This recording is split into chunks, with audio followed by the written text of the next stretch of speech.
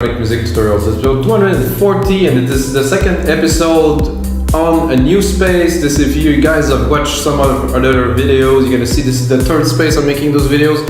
Of course, it's a lot of videos. It's over a long period of time, and I always make music in real time. I won't change this format. This is what I want to do. This is what I want to showcase to you guys, how to really, what the process is, and the feedback that I had so far is very good. People love to see the little tricks, how it's built, how it evolved, and how they can replicate the same in their own music production. And of course, when I finish the session, every single episode comes with a Logic Pro X template, so you guys can reopen the project in your own DAW if you use Logic Pro X. And of course, coming very soon, every single popular DAW, which I consider is Logic Pro X, Ableton, FL Studio, and Cubase, will all have episodes. So past episode 250, I'm preparing something for everyone to be able to play with those tracks that I'm making. So I hope you guys will enjoy these. But until in a few episodes, I'm gonna continue Logic Pro X. I'm just gonna prepare to the transition to have different DAWs. And guys, this episode 240, I'm gonna make you some deep progressive. If you watch an episode, you know it's something that I like to do. It's in between deep house, progressive house, sometimes a little bit of techno infused. You can call it melodic techno too if you want. It's like just deep, like melodic music. It has inspiration in, you know, a little bit of, maybe a little bit of trance, a bit for me, a little bit of progressive rock. Of course, Angel Deep, which is the leading people that really release this type of music, and also my record label Progressive Grooves that's been releasing this type of music since 2005, guys. So this is the music I do. Used to be a bit faster, now it's a bit slower. So I'm actually starting with a drum beat that I got, so I just jump straight into production. And if you watch a few of those videos, you know that I basically talk more and more about what I am doing so you guys can understand. So I have this drum beat here. This is the episode 235, how to make powerful drum beats. I cut a few things because it was a bit too rich to kick it off. And I'm also gonna drop, when I think about it, this output mastering sequence. I just want it raw like this so I'm able to do something. And I was thinking before I do this episode, I'm gonna start with something like a bass, but not necessarily like a plucky bass, maybe more like a drawn bass, like a doom doom, you know, not quite a brass too, but as you see, I know it's a keyboard, like many people, like deadmau5, like a lot of people on their keyboard making music in planes and cafes everywhere. And you know, keyboards they're nice in the studio, but it's not a necessity anymore, mostly for electronic music producers. So it's the case for me too for the last 5 years. Before that, yeah. Let me know, guys, in the comment about the echo of the room. If it's, I think I'm gonna bring this a bit closer. Okay, I'm gonna have to bring up musical typing. And then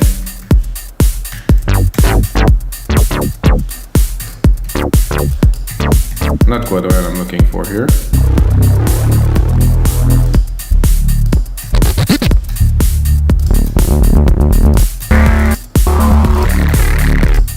This is a bit intense. This is okay.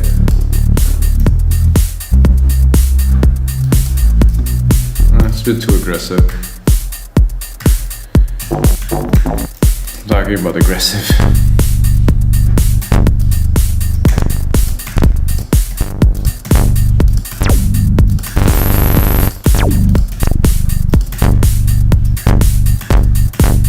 This could be good, but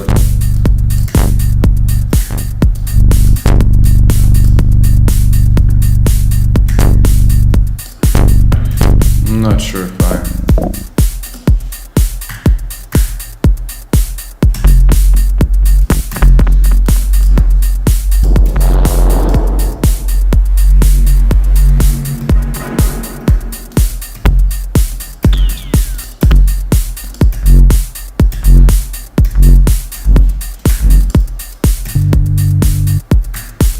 That could be good.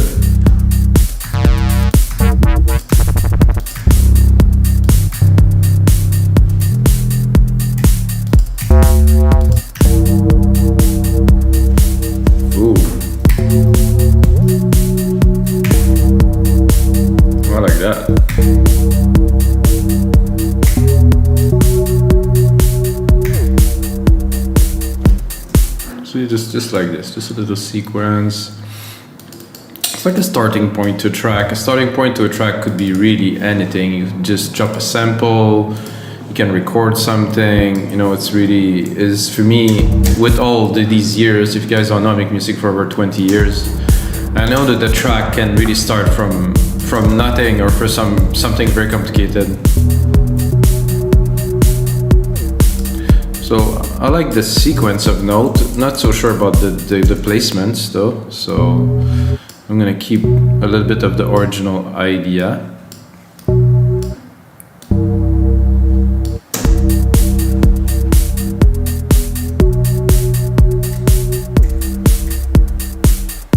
I think I would do. This is a bit. No, I wouldn't call it strange, but it's different. That's for sure.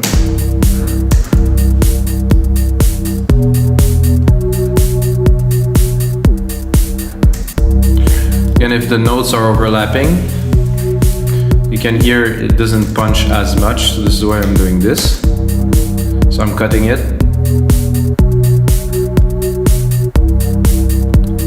So if it would be overlapping, it would have like a different effect. So to me, this is an interesting start.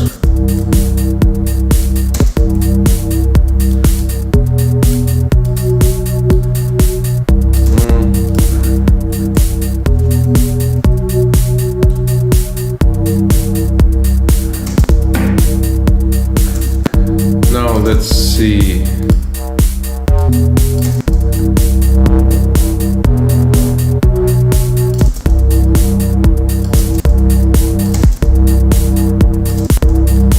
Glide doesn't affect it very much.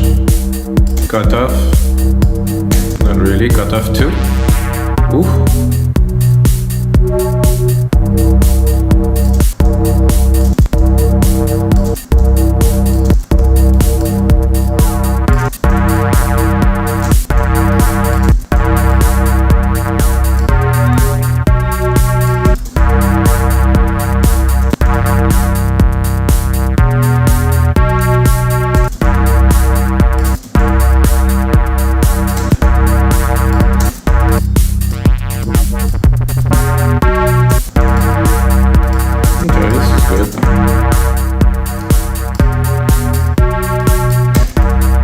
Strangely, I'd like to give it a bit of reverb for a bass. It's a bit more strange. There's nothing really strange in music production these days. You can do anything you want, really. So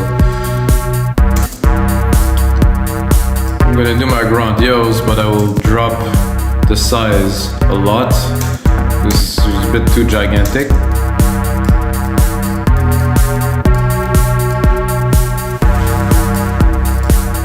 So what I'm feeling really right away is that would be nice to have some nice plucks in there. And I know usually I use only Logic, but I don't really care really. So I'm gonna go in silent one. I'm gonna go the factory here that I have in there, definitive collection. I'm gonna pick some plucks. This one here. I'm gonna go into plucks, which is a bit further. So I don't know about you guys, for me the idea is forming in my head as I go, so I'm thinking, okay, some plucks. I'm gonna pick some keys from the original here to create like a pluck sequence. It's gonna be in tune with the original idea.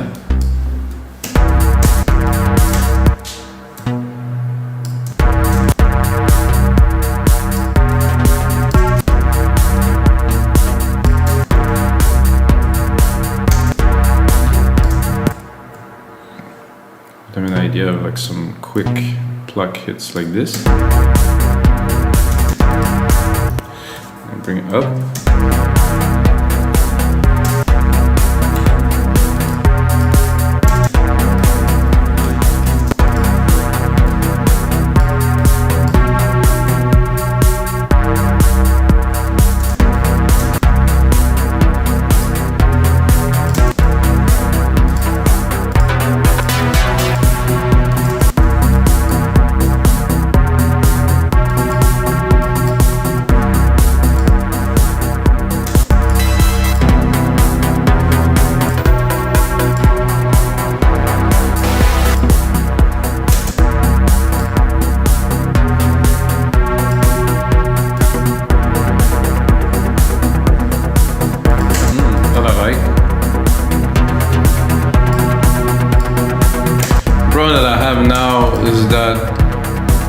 there's too much tone into the key of the bass, so it's gonna be really hard to do anything with the top. I'm gonna keep just the low of the bass.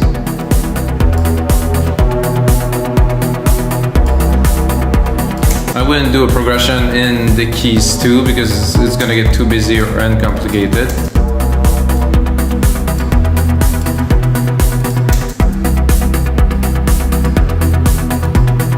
I like the bass the way it is down in the back. I'm gonna go into silent and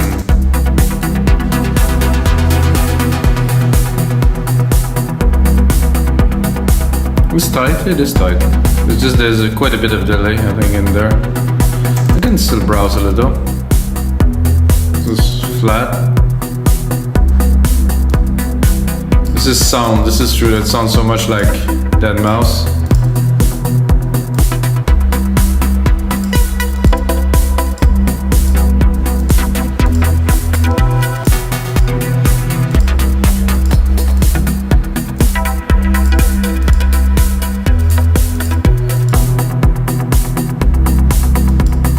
This is nice too.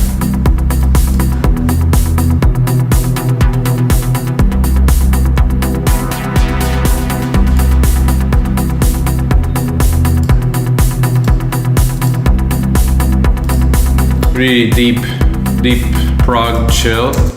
Bass is nice here in the back.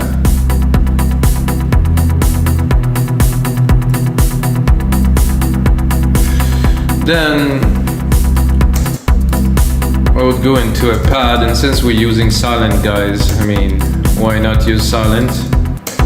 I use only silent for so many years, really, until I just got into Logic and they dropped Alchemy. Then I was like, oh, Alchemy is actually better. I mean, silent is still such a classic that cannot really do without it. And mostly this legendary pad, for me at least, is the Anjuna pad. I don't know if it's Anjuna Deep or Anjuna, but sound like this.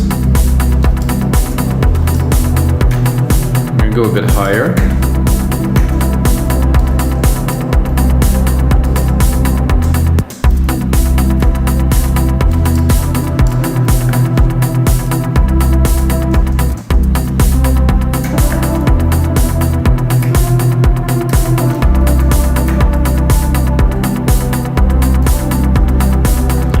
Now to drop like a simple kind of melody.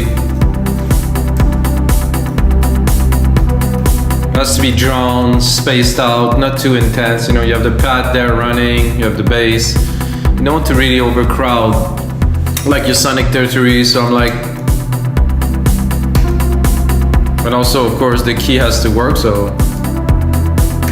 D, E, E.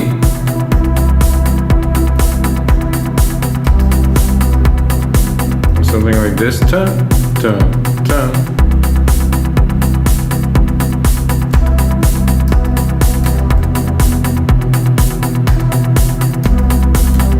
No.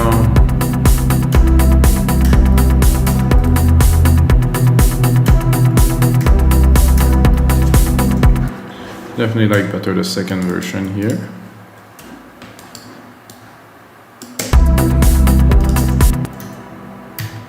Oh guys, there's an ant. Oh. Damn guys, there's an ant died in the making of this episode. Sorry, there's a bit of an invasion here, so...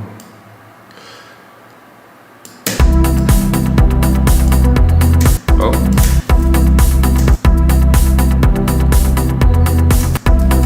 No.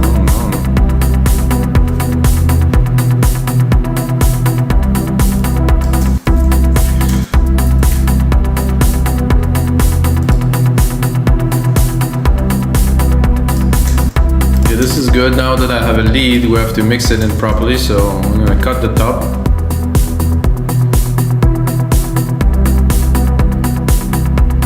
I think there's a bit too much resonance, I would say.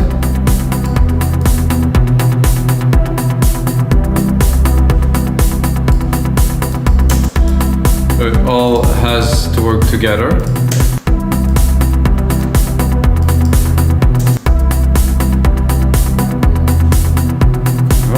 There's a bit of a problem here with my MIDI.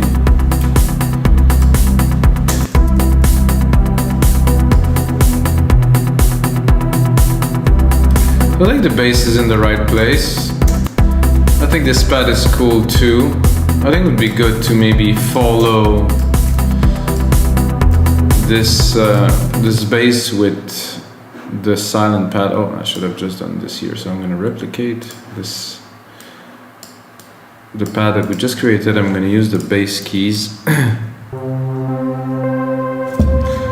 Try to edit in the background as a drawny pad. Maybe it's going to work, maybe not.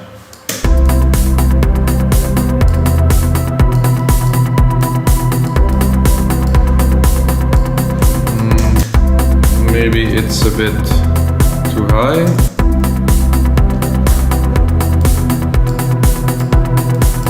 Oh, this is nice. You don't really hear it so much, so you can also pick another pad.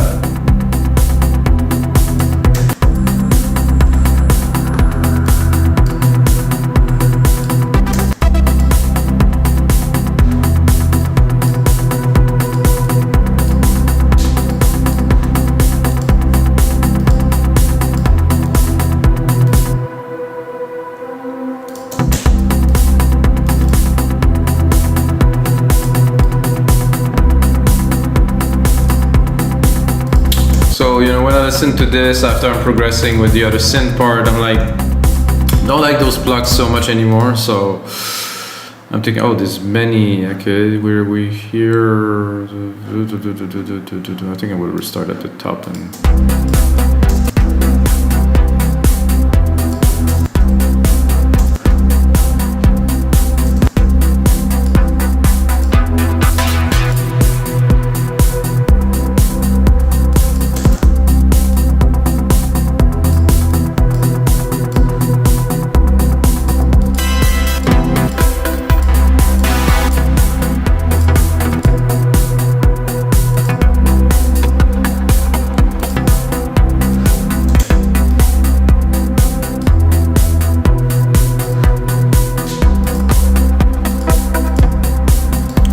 Well.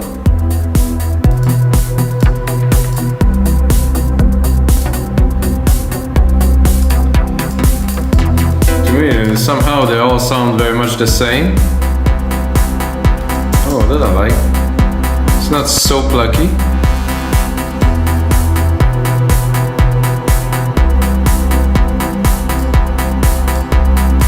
A lot of, had a lot of sustain or something.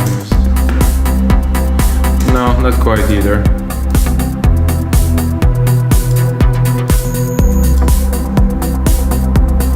Oh yeah, that in the mix.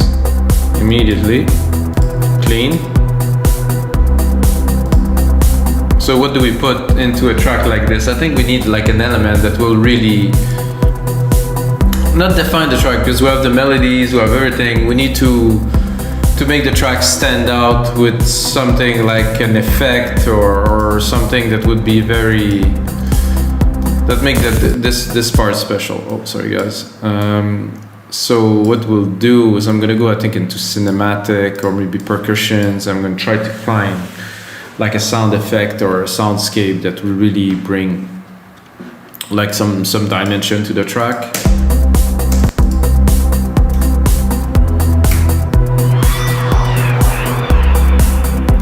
And in Alchemy, there's plenty of this. This is perfect for.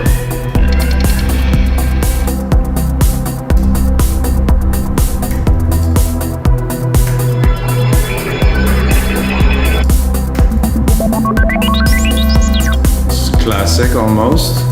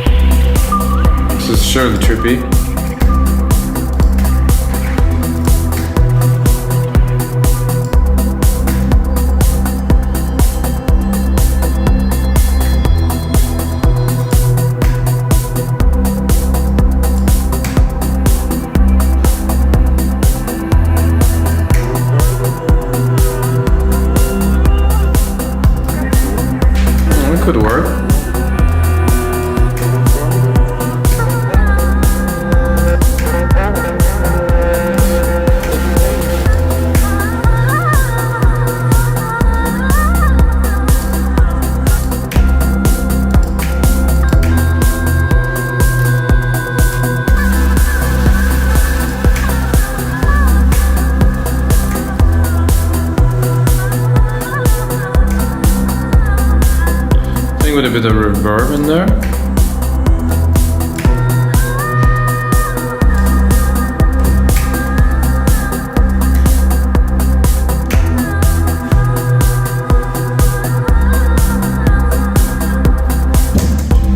Something like that. This is sequence,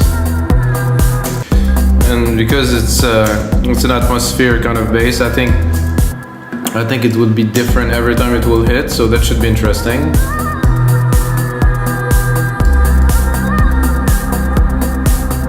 Let's hear it. Yeah, every time it hits is different because there's so much LFO and effects in there.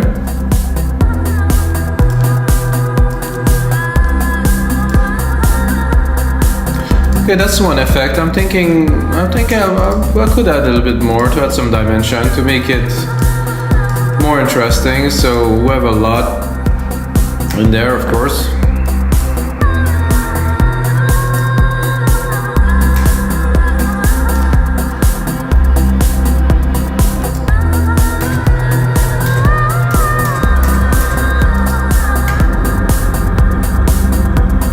Ooh, growling.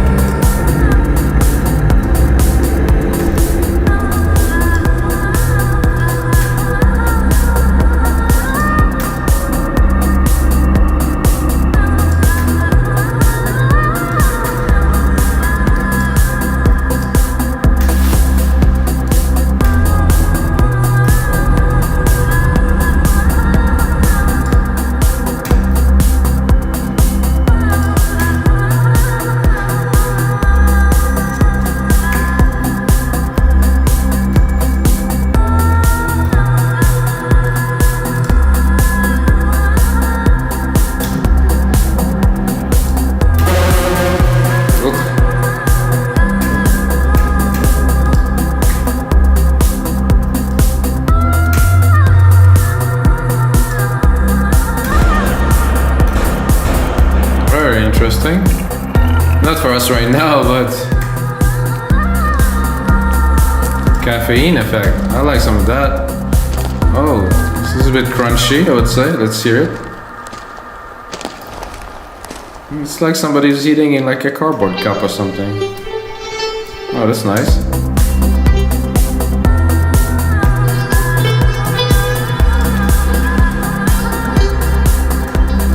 So I'm gonna take the key of this kind of weird voice thing and I'm gonna apply it to, let's say, a hit of this here.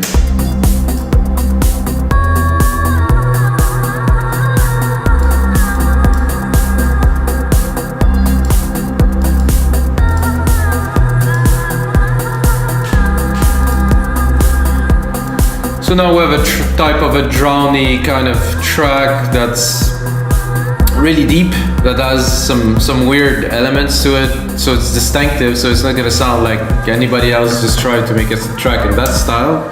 Now we can add some percussions.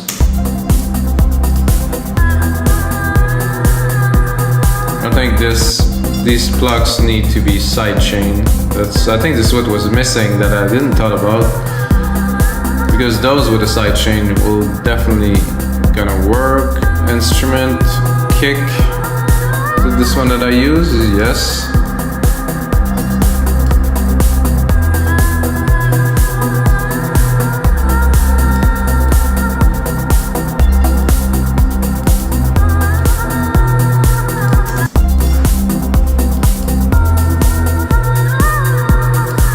So the plugs are there really mainly to support the beat, to get the flow going, you know, because without them, I mean, it's nice, could be doable, but it doesn't, for me it's not groovy enough.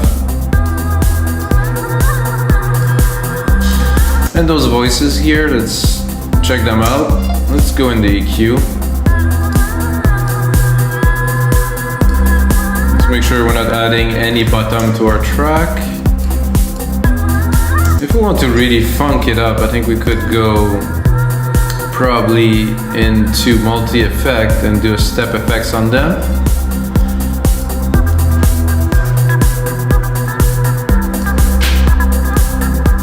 So the original was good, but you know, with some step effect.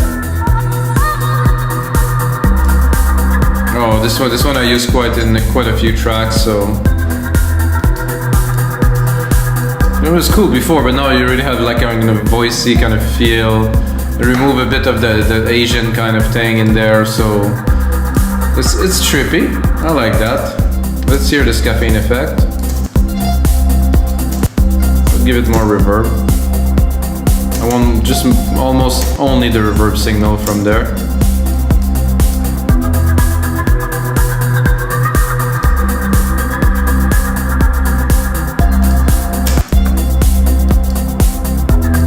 It's crazy what you can do with just a good mix, a little bit of effect, you know, in comparison.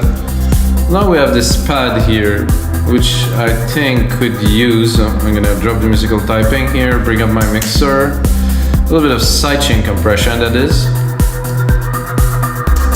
Oh, I wanted to copy it, I didn't. Now we have a bit of sidechain compression here. Could we hear? Can we hear? Is it there a little? Oh. This is the melody that should be much more present than this. I'm gonna go into the preset of it. I think I did change this preset and it's not what I wanted to do, so I will bring it back to what it should be, this.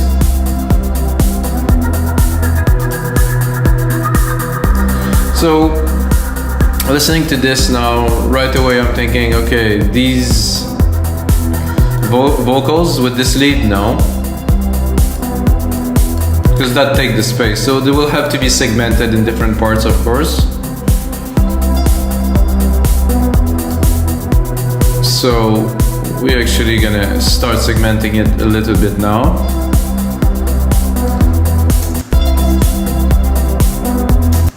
This could go sometimes, it's just an effect, you know, but like a rich song has to be like an adventure, like something epic. Like I like this guy, I was watching this guy that mixed the Weeknd album, if you guys know the Weeknd. I like every type of music, so I'm not electronic only in electronic music.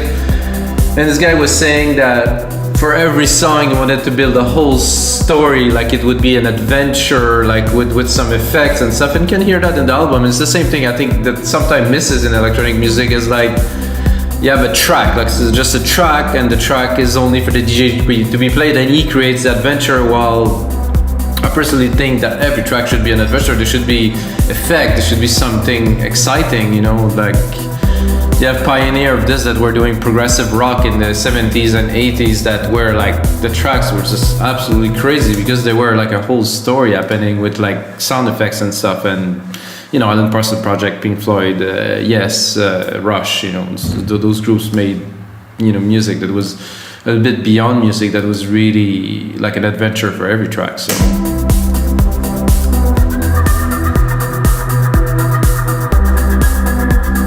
I could also do a semi-sequence here. So let's say we cut the first, we just use the first.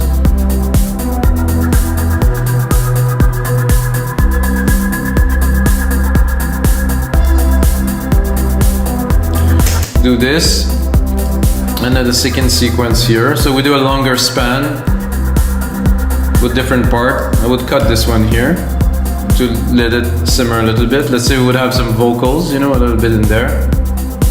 Then again, repeating, first sequence, vocals.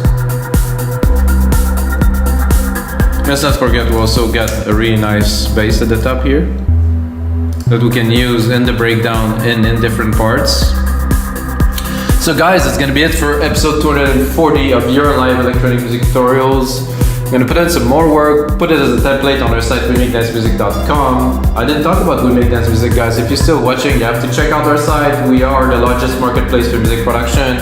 Over 12,000 items, 500 producers that upload music regularly. Every day there's new stuff coming. So if you want to make better music, check out our marketplace at weMakeDanceMusic.com. And until next time, may the sounds be with you.